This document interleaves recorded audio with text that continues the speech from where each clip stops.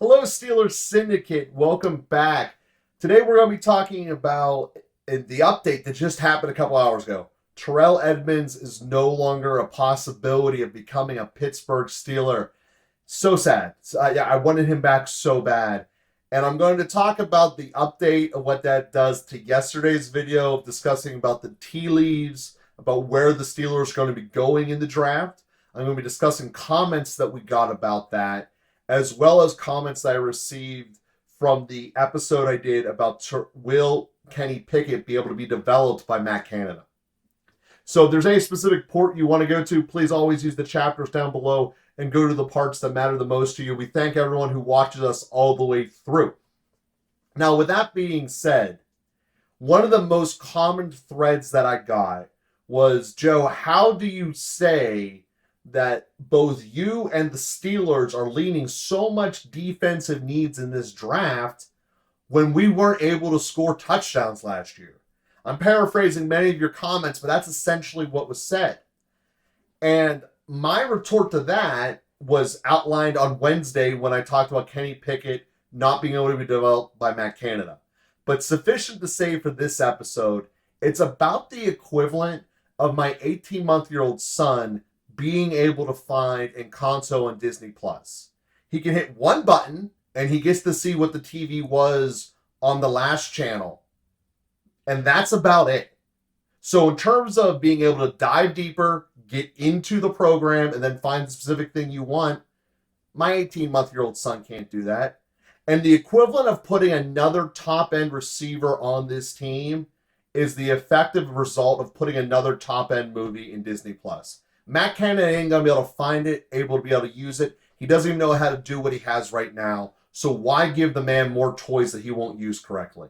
We at least use them on defense. There is a great need for them, and they will be used correctly. That is the starting point. And for specifics that is in depth, check out that video I did on Wednesday. Will the Steelers be able to develop Kenny Pickett?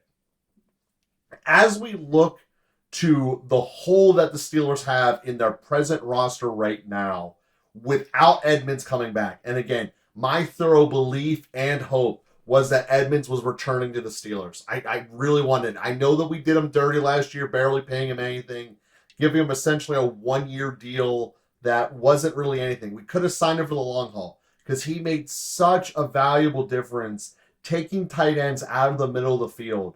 So many times over the last 3 years, Edmunds was our best middle linebacker, even though he was playing safety. He was taking the middle of the field and really minimizing it and really not getting us exposed there. And I look at the linebackers we brought in. They aren't coverage guys. Our middle of the field is wide open and exposed. And as a team that's doing deep pass rushing, very strong pass rushing element, you do not have the ability to have any of your shorts being exposed, let alone the short center, which is the easiest throw for a quarterback to make. This is why we lost the Eagles last year. We couldn't cover the inside slant. And it doesn't matter how good of a jump TJ gets, how powerful Highsmith is. If there's an easy check down 3 yards after the snap of the ball, it's going there and you're not going to be able to get the sack. So when I look at the construction of how we're rebuilding the secondary, we got Peterson out there. He can basically take out anyone's number one, and that's what we need him to do. But when we're looking at the specific zones of the field, we need to focus more on the closer elements than we do on the deeper ones. For the simple fact that that's when you're checking the ball out quick. Receivers don't have time to go downfield. And the hope is that Minka will be able to lurk there and pick people off.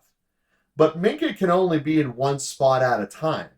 And if we don't have the ability to take the first 10 yards, first 5 yards off of the passer's options, you're going to be able to be exposed. And that's my biggest fear and the biggest weakness of the Pittsburgh Steelers roster as we look today, March 24. The middle of the field, particularly the close middle, is not covered, and our best option to fix that problem just went across the state to Philadelphia. So I'm massively sad by this. I mean, KZ is a great safety. He has all of the tools to become great and elite. He hasn't shown it yet, but he has the range and everything you would want to take the top third when we're looking at who are we covering of a defense off the table.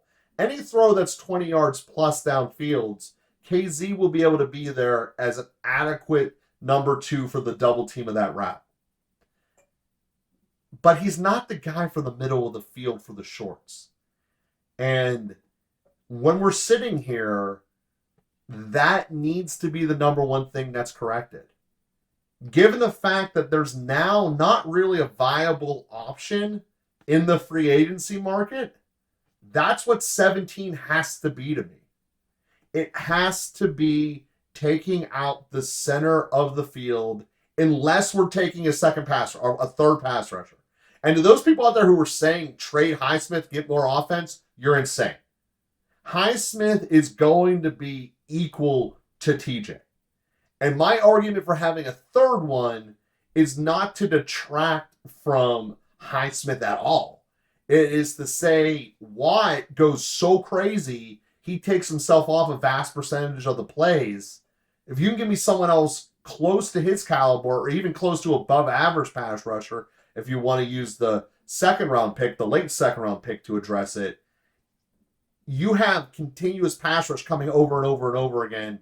That's how you win on defense in this NFL. That's how you get holding penalties. That's how you put people into despair. Again, if you can cover the middle of the field. We have the best 1 and 2 pass rushing combination in the NFL.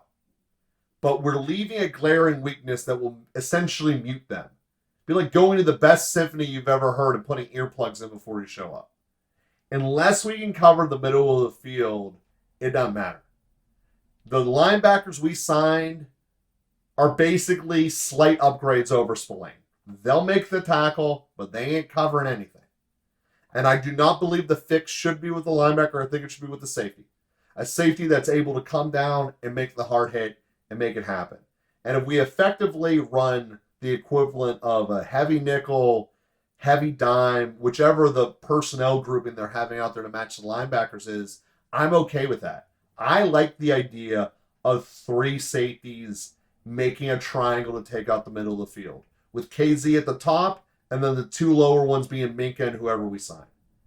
And then with a linebacker tier in between it to take the heavy blows up front. So I think that overall, when you look at that capacity, you then say, okay, we're playing cover 3, but the Steelers do that a lot anyway.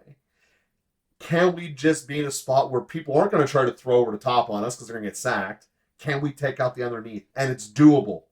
But the number one need of this team right now is that center of the field coverage guy. And again, it just pains me to see Edmunds leave.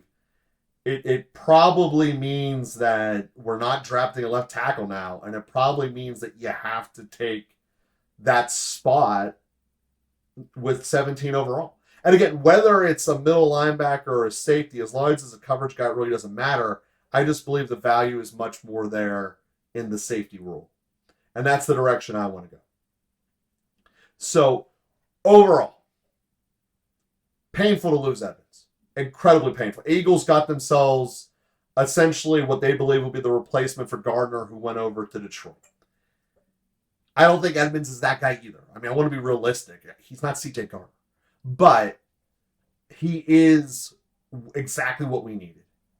And the era of tight ends taking us over and taking over the field again is possible. And do we want to go back to that era? Gronk just going all over the place. Average tight ends from Cleveland making us looking bad. So no, I don't believe we should look at a receiver at 17. I don't believe we should look at any offensive weapon at 17. The only possibility I'd even entertain is left tackle. But when we look at this team overall, where are we going? Where do we need to go? We need to go to defense. We need to go to that center of that field. Or we need to really ratchet up this pass rush forever. So here we go, Steelers. Let's go get some wins, and let's get that steel curtain back.